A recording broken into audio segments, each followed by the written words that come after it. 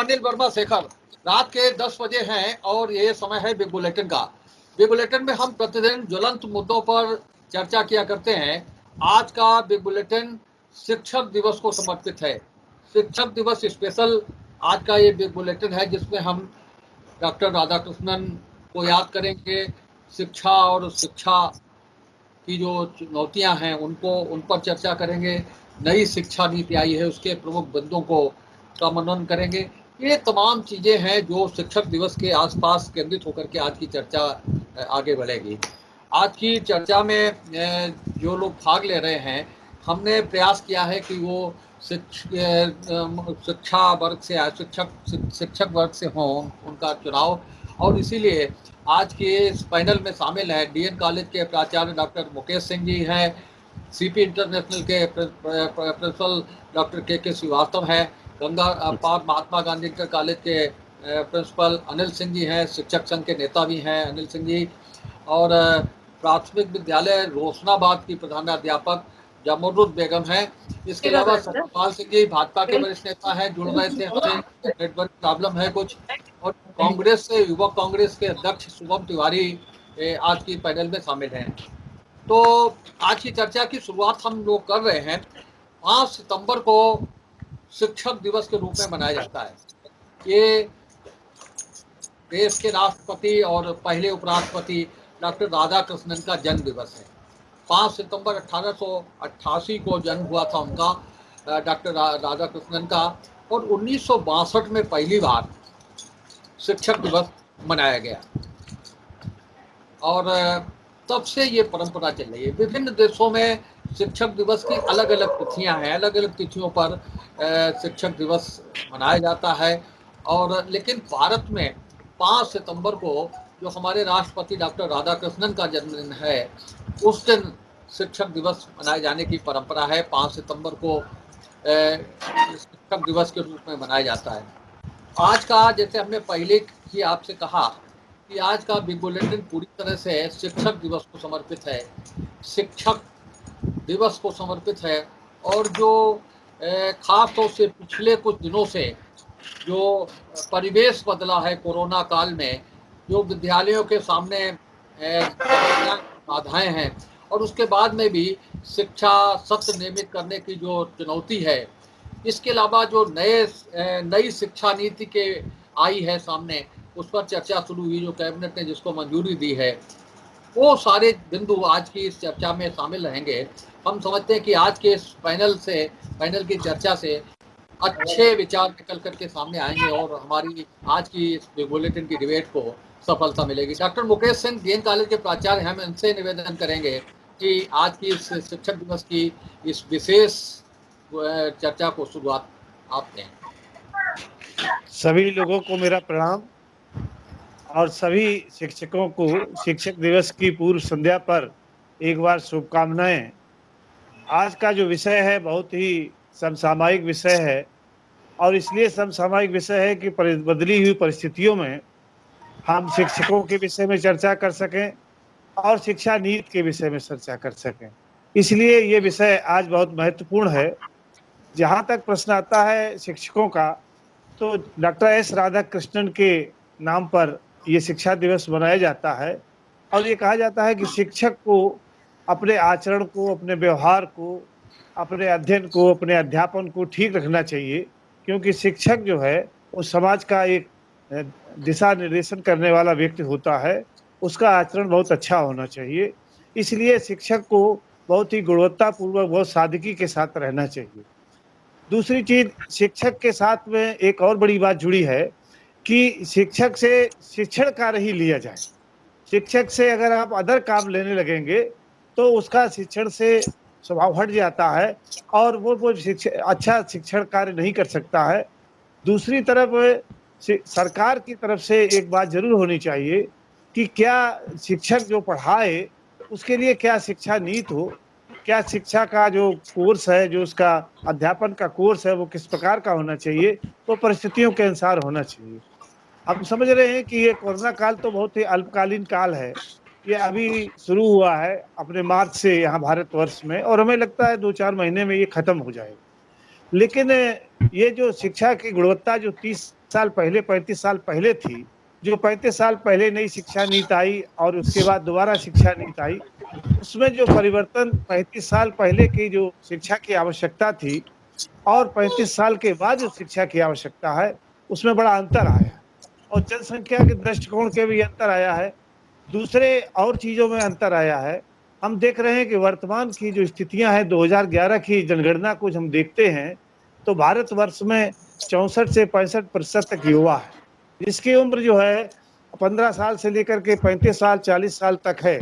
और उस विद्यार्थी को, उस युवा को एक अच्छी ऐसी शिक्षा की आवश्यकता है जो उसके कामगार शिक्षा से जुड़ जाना चाहिए, गुणवत्ता पूर्वक शिक्षा से जुड़ जाना चाहिए। इसलिए भारत सरकार ने 35 वर्ष बाद नई शिक्षा नीति को निर्धारित करने की जो योजना बनाई है और उस योजना में पूरे भारतवर्ष को शामिल करने का प्रयास किया है। आज भी पूरे भारतवर्ष में इस शिक्षा नीति के संदर्भ में लगातार सुझाव मांगे जा रहे हैं। पूरे विश्वविद्यालयों में, महाविद्यालयों में इस प्रकार के वर्चुअल जो है वेबिनार्स हो रहे हैं ऑनलाइन के माध्यम से, और ये प्रयास किया जा रहा है कि क्या इसमें और अधिक सुधार किए जा सकते हैं। ये देखिए, शिक्षा नीति का जो प्रमुख बिंदु आए हैं उसमें ये आया है कि विद्यार्थियों को आप जो है स्टेप स्टेप ले जाइए। जैसे हायर एजुकेशन में बात की है कि पहली साल में क्या सर्टिफिकेट मिले, दूसरे साल में डिप्लोमा मिले, तीसरी साल में डिग्री मिले। अभी एक और सामने बात आई है कि अगर कोई विद्यार्थी बीच में कोई ऑक्यूपेशनल कोर्स कर लेता है तो उसको पुनः उसी जो अध्यापन अवधि है उसके सामने शामिल करते हुए उसकी शिक्षा पूरी कर दी जाए। ये जो सरकार ने जो परिवर्तन किए हैं, और सरकार ये चाहती है कि विद्यार्थी रोजगार से भी जुड़ जाए और ज्ञान से भी जुड़ जाए, इसलिए नई शिक्षा नीति को ला करके एक ये सरकार ने प्रयास किया है कि उस पहले तो अगर एक क्लास में फेल हो जाता था तो पता लगता था कि उसकी वो साल दोबारा नहीं पढ़ा तो साल बेकार हो गई, लेकिन अब पढ़ाएगा तो उसको एक सर्टिफिकेट मिलेगा, 2 साल पढ़ लेगा तो डिप्लोमा मिलेगा, 3 साल पढ़ लेगा तो डिग्री मिलेगी। इस तरीके से बीच में भी अगर, और सरकार कोशिश कर रही है कि जो विद्यार्थी है वो पढ़ने के साथ साथ कॉलेजों में भी एक व्यवसायिक कोर्स के रूप में सामने आए, ताकि वो जो अपनी इच्छा के अनुसार कोई व्यवसायिक कोर्स कॉलेज में कर सके। इस प्रकार से 35 वर्ष बाद युवा, जो जिनकी संख्या बहुत ज्यादा है भारतवर्ष में, युवा देश कहा जाता है, उसको कहीं न कहीं से रोजगार से भी जोड़ा जा सके और शिक्षा से भी जोड़ा जा सके। अनिल सिंह जी, गुरु सफलता की पहली सीढ़ी है जिसके माध्यम से हम आगे बढ़ते हैं। मुकेश सिंह जी ने अच्छी प्रस्तावना दी, हम चाहेंगे कि आगे आप बढ़ाएं विषय। सभी को मेरा प्रणाम और आपको विशेष धन्यवाद कि आपने अवसर पर हम सबको रूबरू होने का मौका में दिया है और शिक्षक के महत्व पर आपने प्रकाश साज डालने का भी मौका दिया है। तो सबसे पहले तो मुकेश जी ने जो बात रखी है नई शिक्षा नीति को लेकर के, बहुत अच्छा लगा। हमारा मानना है कि ये सारी नीतियां तो बनती हैं और नीतियां पहले भी बनी हैं, धरातल पर जब तक वो नीतियों को नहीं उतारा जाता है तब तक हमें लगता है कि इतने विशाल राष्ट्र में शिक्षा की जो व्यवस्था होनी चाहिए वो नहीं बन पाती। धरातल पर आज हम देखते हैं, फर्रुखाबाद जनपद को ले लें तो इसमें कितने हमारे माध्यमिक सहायता प्राप्त हैं और कितने भित्तिहीन विद्यालय हैं, उनमें शिक्षकों की क्या स्थिति है। यदि हम पर्याप्त शिक्षक नहीं दे पाएंगे शिक्षा की गुणवत्ता तो हम नहीं उठा सकते हैं। और बिना शिक्षक के, वो भी शिक्षक जो है एक तो पूरा उसके गुणवत्ता सहित उसकी शिक्षा उसने प्राप्त की हो, नंबर 2 संतुष्ट भी हो, तभी वो अच्छी शिक्षा दे सकता है और सही मायने में तभी वो राष्ट्र निर्माता हो सकता है। अगर देखा जाए आज के परिप्रेक्ष्य में, ना तो हमें शिक्षक मिल पा रहे हैं छात्रों को और ना ही अनुपात में वो कहीं पर विद्यालयों में शिक्षक हैं। तो हम देखते हैं, मैंने जो बात रखी बात की, तो इस वित्तविहीन जहाँ पर विद्यालय हैं उन शिक्षकों की क्या स्थिति है, ये धरातल पर मुझे देखना पड़ेगा, सोचना पड़ेगा। परिवर्तन तभी होगा, बाकी तो नीतियां बनेंगी, सारी चीजें आएंगी, कंप्लाइंस होगा, लेकिन अब देखिएगा जो शिक्षकों की स्थिति आज के समय में वो है। अभी हमारे जो प्राइवेट के जो स्कूल के हमारे जो छात्रगण हैं वो समझते हैं कि उनको 2,500 से लेकर के 4,000 रुपये तक वेतन दिया जाता है। तो जब 2,500 पर 4,000 पर हमारा शिक्षक जब काम करेगा तो क्या वो गुणवत्तापूर्वक शिक्षक हमें प्राप्त होगा? इसने किसी ने इस बात पर ध्यान नहीं दिया है। अब क्योंकि शिक्षा का व्यवसायीकरण हो गया है, जिस राष्ट्र में शिक्षा का व्यवसायीकरण होता है वो शिक्षा किसी मायने में ऊपर तक नहीं जा सकती है। तो शिक्षा का बंटवारा हो जाता है, जो हमारे देश में भी बंटवारा हो गया है। एक बंटवारा कैसा है? बंटवारा ऐसा है कि जहाँ पर कृष्ण और सुदामा अलग अलग श्रेणियों में बंट गए हैं।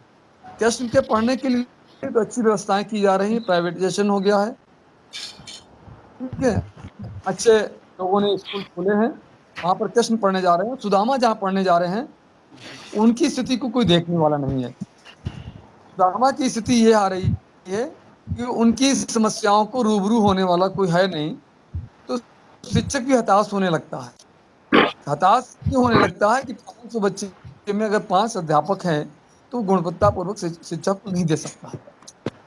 तो हमने देखा है कि नई शिक्षा नीति बनी है, अच्छी बात है, लेकिन नई शिक्षा नीति किसके भरोसे है? आखिरकार शिक्षकों के भरोसे जाएगी शिक्षा की नीति। और शिक्षकों के लिए हम क्या कर रहे हैं? जी अनिल जी, अगले राउंड। हाँ, जमानुद्दीन बेगम जी, जमानुद्दीन बेगम जी, जी जी मैं बोल रही हूँ।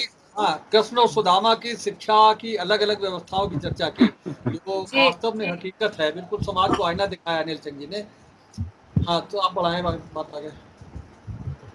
इससे पहले तो मैं आज शिक्षक दिवस पर अपने प्रथम गुरु स्वर्गीय से नूर मोहम्मद जी, जिन्होंने मुझे एक संदेश दिया, बचपन से ही मेरे अंदर एक बात डाली, without risk you can not gain, जिसे मैं कभी नहीं।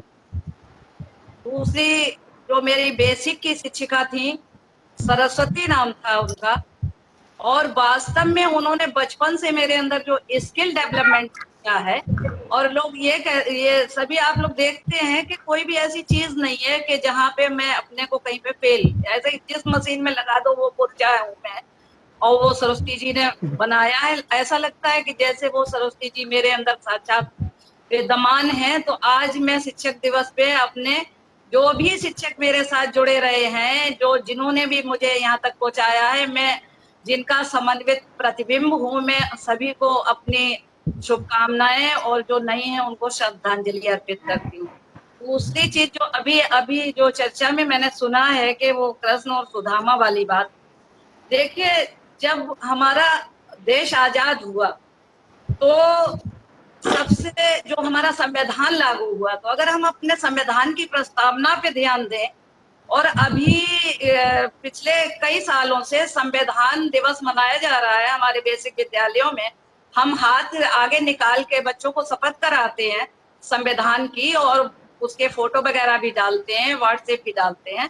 तो उसमें 2 चीजें आती हैं बहुत ही जरूरी हैं, जो बच्चों पे बहुत असर कर रही हैं, सामाजिक, आर्थिक और राजनीतिक न्याय, पहली चीज। दूसरा है प्रतिष्ठा और अवसर की समानता। तो जब मैं अपने बेसिक के बच्चों को और कॉन्वेंट के बच्चों को देखती हूँ तो वास्तव में मुझे इनमें सामाजिक, आर्थिक और राजनीतिक न्याय ऐसी कोई चीज दिखाई नहीं पड़ती। प्रतिष्ठा और अवसर की समता हेतु सम्यक अधिकार, मुझे जो मेरे बच्चे जो मेरे साथ मेरे अंडर में है, मुझे नहीं दिखाई पड़ता। और इस वक्त आप ये देखिए, ड्रेस वितरण, मध्याह्न भोजन, ये सारी चीजें चल रही हैं। तो कहीं ना कहीं जो मुखिया होता है परिवार का, उसको पता होता है कि हमारे किस बच्चे को किस चीज की आवश्यकता है, कहाँ कमी पड़ती है। तो जाहिर सी बात है कि जब हमारी सरकार ये सब कर रही है तो उन्हें पता है कि कहीं हमारे ये बच्चे जो बेसिक स्कूलों में पढ़ रहे हैं भूख से ना मर जाएं।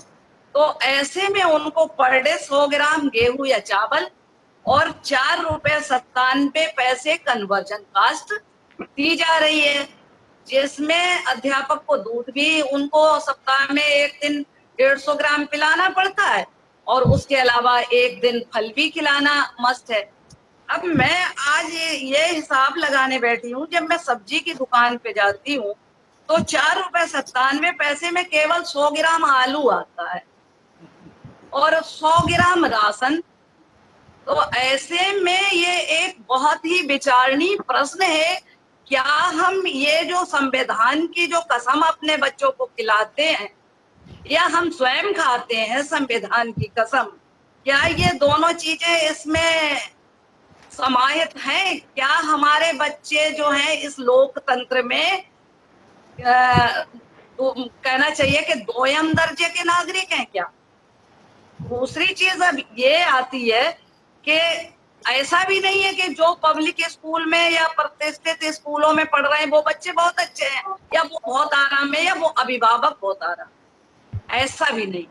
उसकी वजह ये है कि जब कोई मध्यम वर्ग का व्यक्ति अपने बच्चों, आज तो ये होड़ है कि कोई भी व्यक्ति जो है अपने बच्चे को बेसिक में नहीं पढ़ाना चाहता।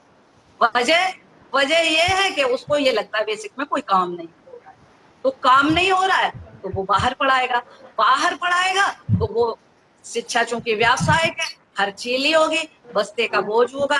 तो जब वो बेसिक का बच्चा, जब वो उसकी प्राइमरी शिक्षा जब गार्जियन उसकी तैयार करेगा और वो उसको हाई स्कूल इंटर तक करा पाएगा, तब तक पैसों से इतना खाली हो जाएगा कि उसके पास उच्च शिक्षा के लिए पैसे ही नहीं बचेंगे, तो उसका बच्चा प्रतिभाशाली होते हुए भी आगे नहीं बढ़ पाएगा।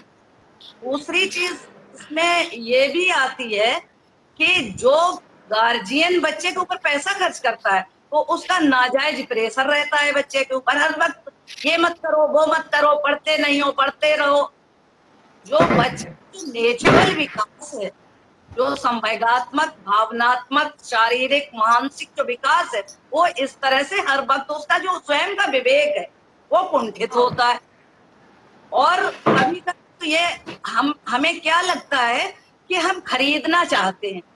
बच्चे के अंदर ऊपर वाले ने नैसर्गिक क्षमताएं बनाई हैं, वो उनकी अपनी रुचियां हैं, अपनी अभिव्यक्तियां हैं, अपनी क्षमताएं, लेकिन जो लोग पैसे वाले होते हैं उन्हें ये लगता है कि जैसे वो बच्चे का फ्यूचर, बच्चे का भविष्य, हर चीज को खरीद लेंगे, और इस खरीदने की होड़ में वो इतने आगे बढ़ जाते हैं कि बच्चे के अंदर जिस चीज की क्षमता नहीं होती है, बच्चा जो करना नहीं चाहता है, वो जबरदस्ती कराते हैं। और यहाँ तक कि ये इस तरह की चीजें इतनी ज्यादा कभी कभी प्रभावी हो जाती हैं कि बच्चे कुंठा के शिकार होके कभी कभी तो आत्महत्या भी करते। ठीक है डॉक्टर केके श्रीवास्तव जी। जी सर। जी सर।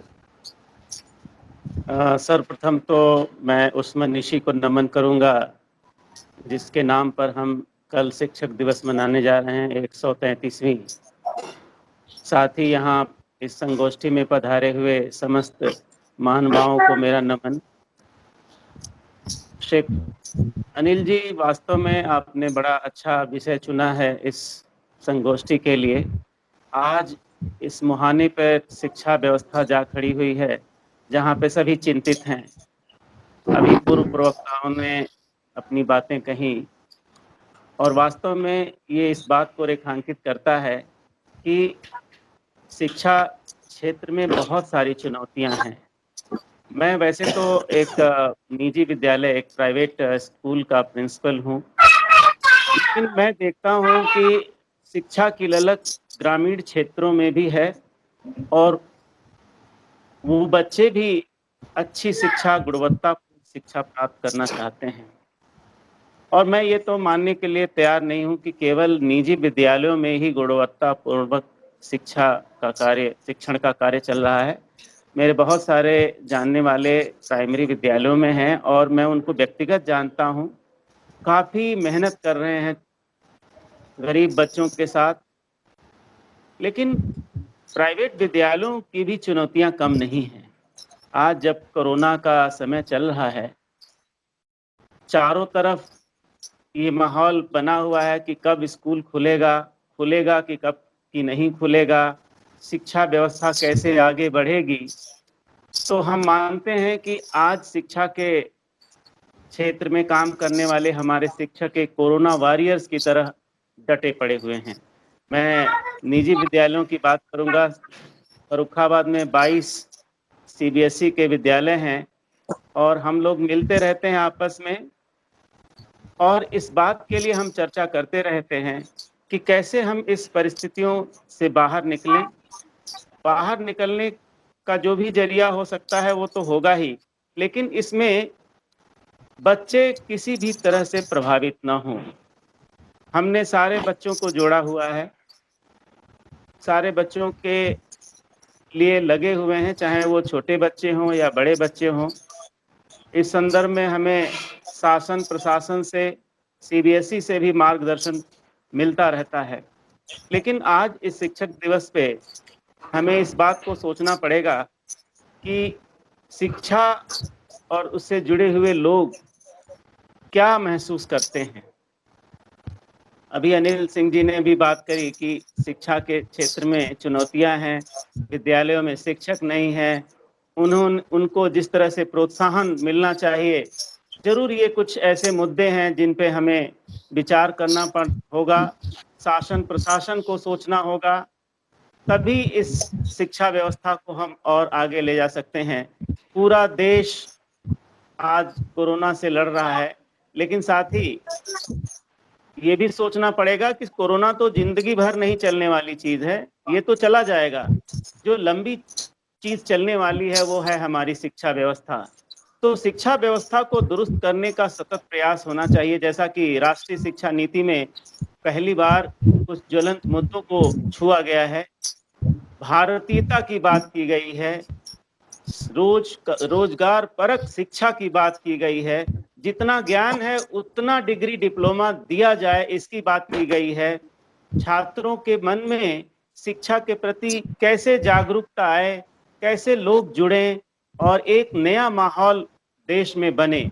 तो इन सारी चीजों को लेकर के जो हमारी राष्ट्रीय शिक्षा नीति जो आई है, मैंने उसके डॉक्यूमेंट को बड़े ध्यान से पढ़ा है और इस संदर्भ में मैंने वेबिनार्स भी दिया है और सीबीएसई को मैंने बहुत सारे सुझाव भी दिए हैं। तो मुझे लगता है कि बहुत कुछ करने की जरूरत है और किया भी जा रहा है। हमारे देश में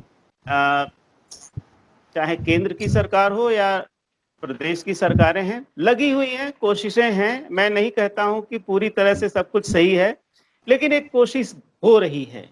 और अगर सभी लोग उसको एक सकारात्मक नजरिए से देखेंगे तो जरूर, क्योंकि बदलाव की शुरुआत विद्यालयों से होनी है और हम शिक्षकों से होनी है। जो शिक्षक लगे हुए हैं, जो चला रहे हैं विद्यालय या शिक्षा से जुड़े हुए हैं, इन्हीं लोगों को हमें आगे बदलाव की शुरुआत विद्यालयों से ही होनी है। सुन तिवारी जी। जी देखिए, सर्वप्रथम तो मैं आज जो आपने ये कार्यक्रम ऑर्गेनाइज किया है, इसमें आजाद भारत के प्रथम उपराष्ट्रपति एवं द्वितीय राष्ट्रपति डॉक्टर सर्वपल्ली राधाकृष्णन जी के जन्म दिवस पर उनको नमन करते हुए, अपने उन सभी गुरुजनों को नमन करते हुए जिन्होंने मुझे आज इस काबिल बनाया कि मैं यहाँ पर बैठा हूं, और यहाँ उपस्थित सभी वरिष्ठ गुरुजनों के चरणों में प्रणाम करते हुए अपनी बात को शुरू करूंगा कि कबीरदास जी ने एक बात कही थी, सब धरती कागज करूं, लिखनी सब बन राय, सात समंदर की मासी करूं, गुरु गुण लिखा न जाए। अर्थात सब पृथ्वी को कागज, सब जंगल को कलम, सातों समंदर को स्याही बनाकर लिखने पर भी गुरु के गुण नहीं लिखे जा सकते। ये एक वो भावना है जो कहीं ना कहीं हर विद्यार्थी, हर छात्र के अंदर होती है गुरु के प्रति सम्मान को लेकर। मैं भी अपने यहाँ पर अपने एक शिक्षक आदरणीय शिव कुमार पाल जी की बात करना उचित समझूंगा। अभी 2-3 दिन पहले की बात है, अभी यहाँ आदरणीय गुरुओं ने सब बात रखी अपनी, तो उन्होंने मुझसे एक बात कही कि क्या कर रहे हो। मैंने बताया कि आपके आशीर्वाद से इंजीनियरिंग करी, वकालत करी, आज यूथ कांग्रेस में काम कर रहा हूं, जनता के लिए कुछ करने का प्रयास करता हूं। कहते बेटा ये सब बातें ठीक है, लेकिन एक बड़ी तकलीफ है कि तुम्हारे साथ के कुछ युवा मेरे पढ़ाए हुए ऐसे हैं जो आज बेरोजगार हैं, तो अगर कभी कुछ बन जाना तो उनके लिए भी सोचना। मैंने उनकी ये बात इस पटल पर इसलिए रखी क्योंकि वो मेरे गुरु हैं, मैं उनका दिल से सम्मान करता हूं, और उनकी ये भावना कहीं ना कहीं मेरे बीच में आई तो ऐसा लगता है कि एक गुरु को आज उस स्थिति से भी सामना करना पड़ रहा है कि जब उसके पढ़ाए हुए विद्यार्थी कहीं ना कहीं बेरोजगार घूमते हैं। तो उनकी इस चीज को भी मैंने यहाँ पर उठाना अपना एक कर्तव्य समझा। आगे की स्थिति में मैं ये मानता हूं कि हमारे माता पिता हमें ज्ञान देते हैं, वहीं शिक्षक हमें सही और गलत का फर्क बताते हैं। हमारा चरित्र बनाने का प्रयास अगर किसी ने किया है तो हमारे शिक्षकों ने किया है।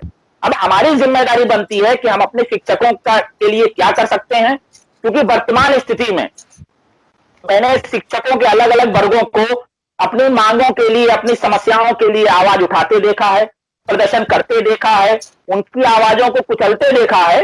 ये सब मैं लगातार देखता चला आ रहा हूं और ये दुर्भाग्य की बात है। इसी के साथ साथ मैं यहाँ एक बात और कहना चाहूंगा कि एक कड़वी हकीकत है कि दुनिया भर में गुरु को सम्मान और उच्च स्थान दिलाने वाले भारत में आज गुरु स्वयं अपनी एक आदत पहचान के लिए कहीं ना कहीं मोहताज दिख रहा है।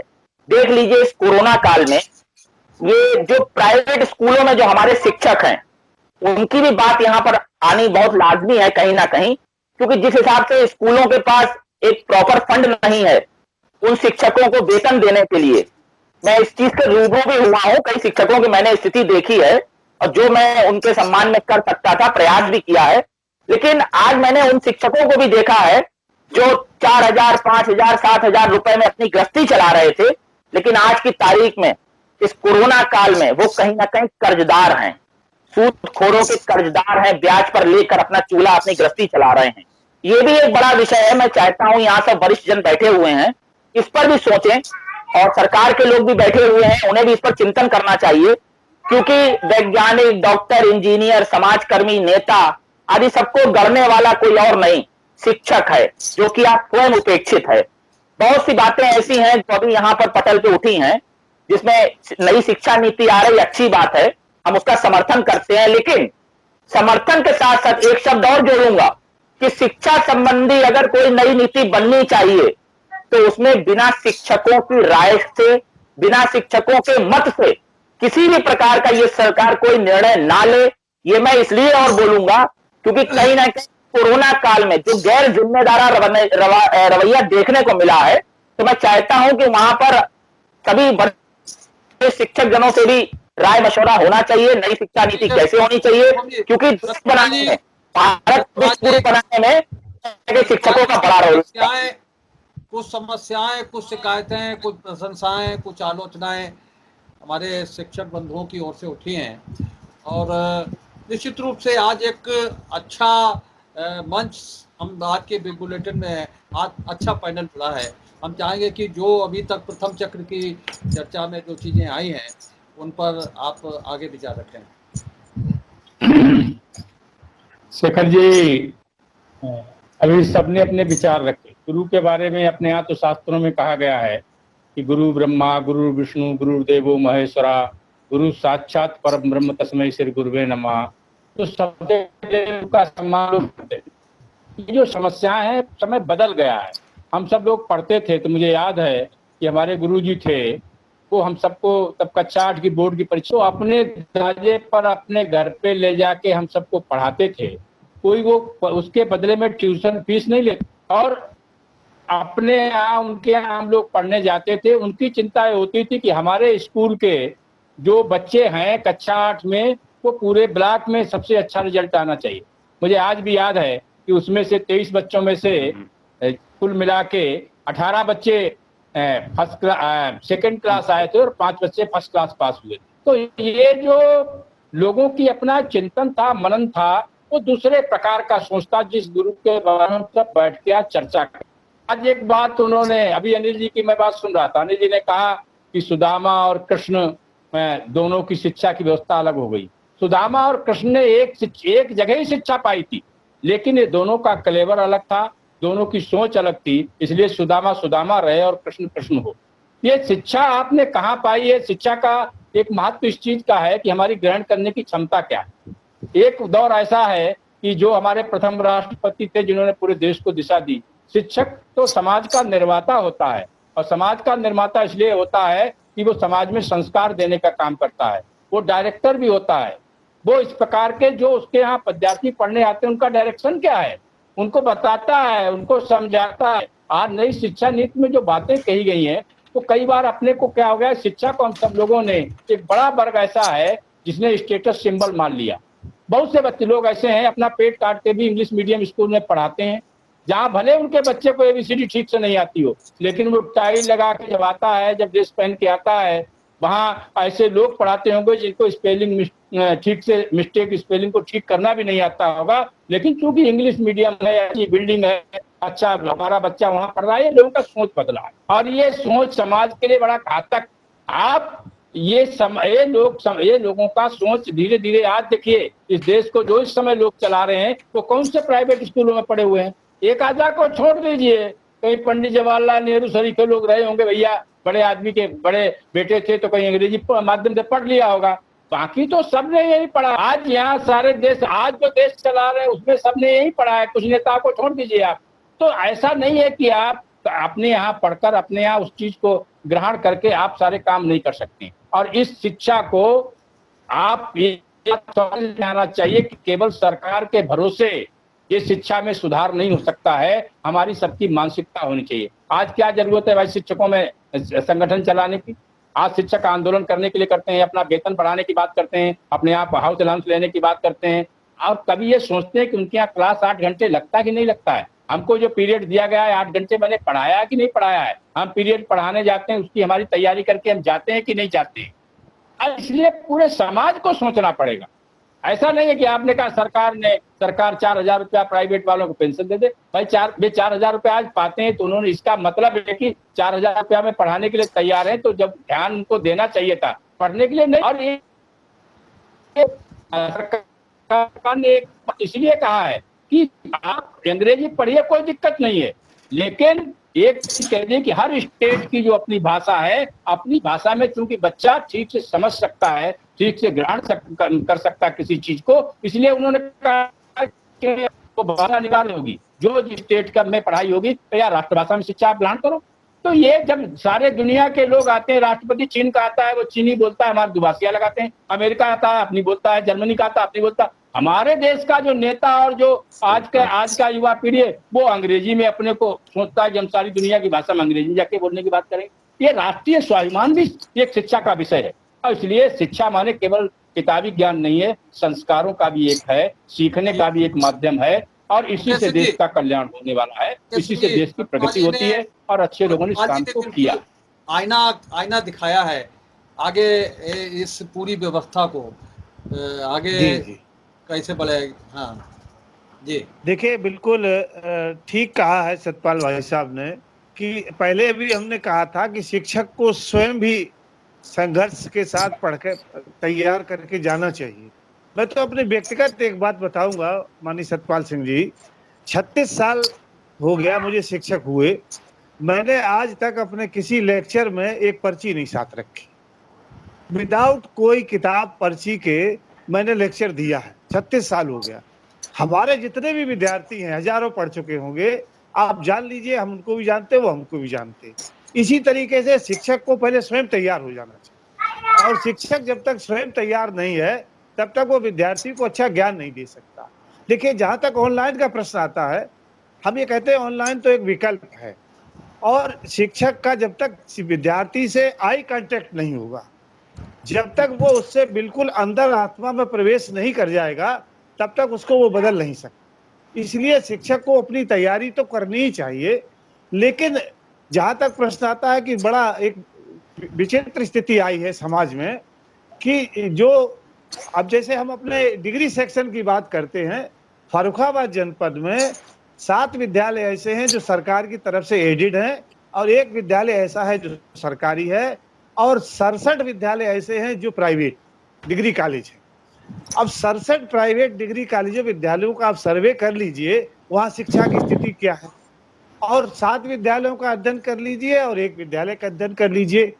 एक पूरी तरीके से सरकारी है, वहाँ पर अगर आप चले जाएं तो वहाँ पर आप जाइए तो 100-125 विद्यार्थी ढूंढे मिलते हैं। अगर कोई जो एडेड कॉलेज है उनमें अगर आप जाइए तो वहाँ एडमिशन पूरे हो गए। हमारे यहाँ एडमिशन पूरा हो, कोई जगह नहीं बची, वेटिंग लिस्ट पड़ी हुई है, आगे सीट बढ़ेगी तो उनको करा जाएगा। कहने का अभिप्राय ये है कि जो प्राइवेटाइजेशन है, जिनको लगातार मान्यताएं मिल रही हैं, क्या वो महाविद्यालय, वो विद्यालय शिक्षा की गुणवत्ता, शिक्षकों को वेतन देने का काम ठीक से कर रहे या नहीं कर रहे, ये भी सरकार को देखना तो जरूर चाहिए, क्योंकि उनको योग्य भी शिक्षक हैं, बहुत ज्यादा ऐसे शिक्षक हैं जो योग्य हैं, नहीं स्थान पा रहे हैं, तो उनको कम से कम इतना तो मानक वेतन मिलना चाहिए कि वो अपना शिक्षा अपना भी गुजारा कर सके और अपना तैयारी करके पढ़ा सके, ये भी बहुत आवश्यक है। ठीक है अनिल सिंह जी। दूसरा एक बिंदु और छुएंगे भाई साहब, एक बिंदु खाली। दूसरा, जहां तक इंग्लिश मीडियम स्कूल की बात आई है, हमें लगता है मोह भंग हो रहा है अब गार्जियंस का, क्योंकि जैसे जैसे बताया कि इंटर पास तक करते हैं, उसके बाद की आगे की लाइन बहुत महंगी है। जब प्रोफेशनल एजुकेशन में जाना होता है, इंजीनियरिंग में जाना होता है, डॉक्टरी में जाना होता है, तो उसके लिए बहुत पैसा चाहिए, और पता लगता है कि वो पैसा जो खर्च हुआ है, वो जो हमारा यूपी बोर्ड का पढ़ा हुआ है या प्राइमरी का पढ़ा हुआ है, वो और वो दोनों साथ हो जाते हैं, दोनों की शिक्षा समान हो जाती है।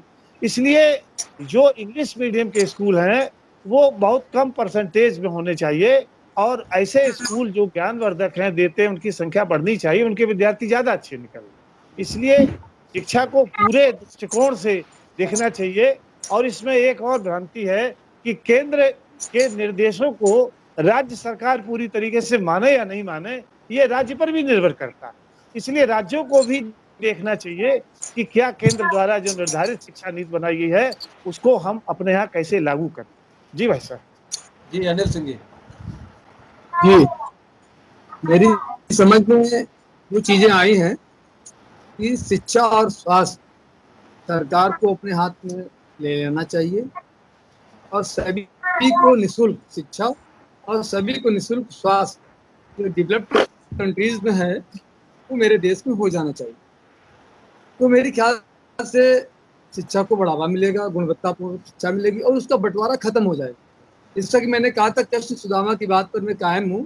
सतपाल सिंह भाई साहब ने कहा कि नहीं दोनों एक साथ पढ़े थे, तो वही बात हम कहने जा रहे हैं कि वो दो आज साथ नहीं पढ़ रहे हैं। कैसे पढ़ रहे हैं? भाई साहब के स्कूल में बड़ी बिल्डिंग है, अच्छा फर्नीचर है, अच्छी व्यवस्थाएं है, सुदामा वहाँ कैसे पहुंचे ये हमें उसमें सोचना पड़ेगा। आज सुदामा के स्कूल में 3,000 रुपये लेकर के पढ़ा रहे हैं, मानवर के स्कूल में बिल्डिंग तो अच्छी है, पढ़ाने वाले भी सुदामा हो गए हैं, तो 3-4 हज़ार में पढ़ा रहे हैं, और हम पढ़ा रहे हैं 1 लाख में, और हमारे मुकेश भाई साहब 1.5 लाख में पढ़ा रहे हैं। अब वो हम जितनी मेहनत हम कर रहे हैं उससे भी दुगनी मेहनत मेरे ख्याल से वो भी कर रहे होंगे, लेकिन वो मनरेगा के बराबर है। मनरेगा वाला मजदूर ज्यादा ले जा रहा है।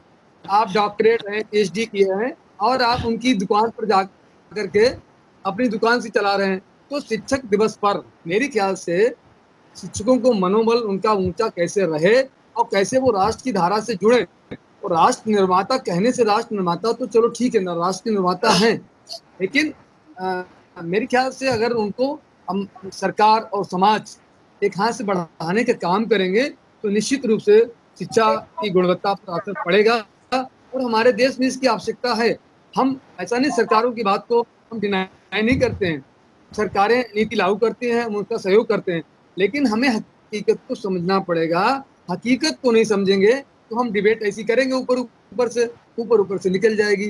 तो हम जमीन पर रहते हैं। मुझे पता है कि हम तीसरी पीढ़ी के व्यक्ति हैं जो शिक्षा का काम करते हैं। बाबा जी अंग्रेजों के ज़माने में पढ़ाते रहे, पिताजी ने 20 के काल का पढ़ाया, हम आज के दौर के पढ़ाते हैं, लेकिन पढ़ाया हमने सुदामा को ही। वहाँ क्वेश्चन जाएंगे ही नहीं, जब क्वेश्चन जाएंगे नहीं तो किसी को चिंता नहीं होगी। क्वेश्चन जहाँ पढ़ने चले जाएंगे वहाँ सभी को चिंता होगी। इसलिए मेरा निवेदन है कि इसमें इस नीति में ऐसा काम बने, एक समानता का अधिकार मिले। ठीक है। जबरदस्त बेगम, 1 मिनट में समय समाप्त हो रहा है, 1 मिनट में समाप्त करिए। हाँ। बच्चों की जो बेसिक निःशुल्क शिक्षा है उसको, वो हमारा संवैधानिक दायित्व है, और उसके साथ हर नागरिक का ये कर्तव्य बनता है कि वो बच्चों की पढ़ाई में किसी तरह का व्यवधान ना पैदा करे। लेकिन जो शिक्षा का सार्वभौमिकरण करते करते हमने 1968, 1986, 1992 तमाम तरह की जो हमारी यहाँ ही शिक्षा नीतियां, उन्हीं पे हम सुधार करते करते हम यहाँ तक कृष्ण और सुदामा तक पहुंचे हैं। और बहरहाल आज हम उन समस्याओं से जूझ रहे हैं। लेकिन मैं एक चीज कहना चाहता हूँ कि उद्यमेनि सिद्ध्यन्ति कार्याणि न मनोरथ है न सुप्तस्य सिंहस्य प्रविशन्ति मुखे मृगा। हम सोचे कितना भी, लेकिन जब तक कि हम उस चीज को बिल्कुल कार्य रूप में परिणित करके जब तक हम उसको करेंगे नहीं, तब तक वो कोई भी रिजल्ट नहीं आएगा। ठीक है रिजल्ट सर, तभी आएगा जब वो कार्यान्वित तो मेरा तो यही कहना है सर कि बहुत सारी नीतियां हैं, बहुत सारी बातें हैं, अब समय है कि उस पे उसका क्रियान्वयन हो और सही मायने में शिक्षा को एक नई दिशा मिले। और कृष्ण सुदामा हो या कोई भी हो, राम बलराम हो, जब पढ़ेंगे तभी आगे बढ़ेंगे। कोई भी व्यक्ति ये ना सोचे कि बिना पढ़े उसका गुजारा होने वाला है। पढ़ाई ही, कहते हैं ना कि जिस देश में लोकतंत्र मजबूत है उसका बेस ये है कि वहाँ शिक्षा का तंत्र मजबूत है। तो मेरा यही कहना है कि अगर देश को आगे ले जाना है तो जो भी बन पड़े, शिक्षा को हमें आगे लेके जाना पड़ेगा, सारी नीतियों को क्रियान्वयन करना पड़ेगा और तभी हम देश को आगे बढ़ा सकते हैं। शुभम जी केवल 1 मिनट में पढ़ेंगे तभी। देखिए, जैसा कि इस गुणवत्ता को बात करी जा रही है, जहां अभी आदरणीय अनिल जी ने बहुत अच्छी बात कही, जहां गुणवत्ता पर सरकार ध्यान नहीं देती वहां कृष्ण और सुदामा की बात करना बेईमानी है। आप शिक्षक संघ पर और इन सब बात। नमस्कार, मैं हूं अनिल वर्मा शेखर। उम्मीद है आपको हमारा ये एपिसोड पसंद आया होगा। आप इसे लाइक करिए, अपने दोस्तों के साथ शेयर करिए और हमारे चैनल को सब्सक्राइब करिए। यही आपसे निवेदन है। धन्यवाद।